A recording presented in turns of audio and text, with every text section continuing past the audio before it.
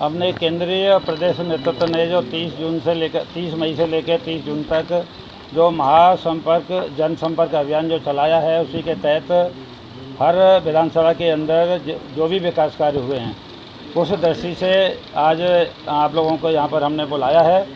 और 2017 में विधायक बना था, तब से लेके अब तक मेरी विधानसभा के अंदर 2132 करोड़ के जो काम हुए हैं।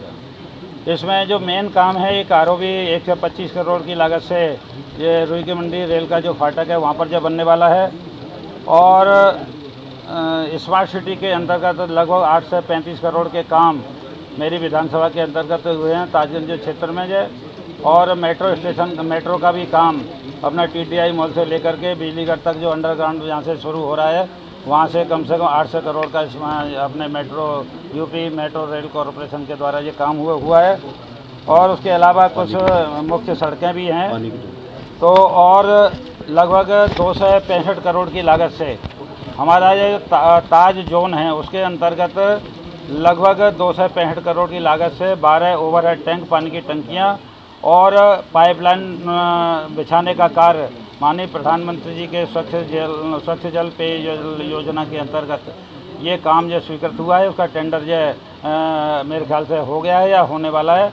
और ये शीघ्र ही है वो ये इसका पाइपलाइन और पानी की टंकी बनाने का जो काम शुरू हो जाए। ये प्रमुख काम है। दो काम और हैं कि धांधुपुरा से लेकर के नंगला पेमा तक कोई सीधा रास्ता नहीं है। 12-13 किलोमीटर तक घूम करके आना पड़ता है लोगों को जंगल से। कई घटनाएं भी घट चुकी हैं, लूट हो चुकी हैं। और दूसरा ताजमहल की तरफ से एक तो वहाँ पर CISF के लोग उसको जाने नहीं देते, एक तरह से वहाँ की प्रमुख समस्या है। तो मैंने धांधुपुरा से लेकर नंगला पेमा तक सीधा मार्ग 1 किलोमीटर 600 मीटर का मार्ग है। उसका 1 करोड़ 15 लाख का एस्टिमेट भी बना था, लेकिन रिवाइज एस्टिमेट हमने मुख्यमंत्री जी को दिया है। तो एक सीधा मार्ग जो बन जाएगा तो फिर नंगला पेमा के लोगों को वहाँ के राहत मिलेगी। और बस एक अब जो यमुना नदी पर जो डैम बनना है, चेक डैम, बैराज तो नहीं बन पा रहा, लेकिन जो चेक डैम बनना है उसमें 6 विभागों की NOC जो मिलनी थी, उसमें 3 विभागों की NOC मिल चुकी है, 3 की शेष है। तो 3 विभागों की जब NOC मिल जाएगी तो ताजमहल के पास में, नंगला पेमा के पास में वहाँ पर एक रबर चेक डैम बनेगा। तो कुल मिलाकर के मेरी विधानसभा के अंदर 2132 करोड़ के ये विकास के कार्य हुए हैं। मैं समझता हूँ कि मेरा जो विधायक निधि का एक एक रुपया ये पूरी उस लिए बहुत खुशी की बात है कि पिछले 9 साल में और माननीय विधायक जी ने केंद्र सरकार, राज्य सरकार, निजी प्रयास, निजी विधायक निधि के द्वारा छावनी विधानसभा में लगभग 2200 करोड़ रुपए के विकास कार्य कराए हैं, जिसमें मुख्य रूप से अगर हम देखा जाए तो smart city Agra smart city में नहीं है, केवल छावनी विधानसभा के 8-10 वार्ड हैं, तो 850 करोड़ रुपए केवल उनके प्रयासों से यहाँ हुआ है। मेट्रो का एक बड़ा पोर्शन उनके पास है, 800-900 करोड़ वो हिस्से मारे हैं।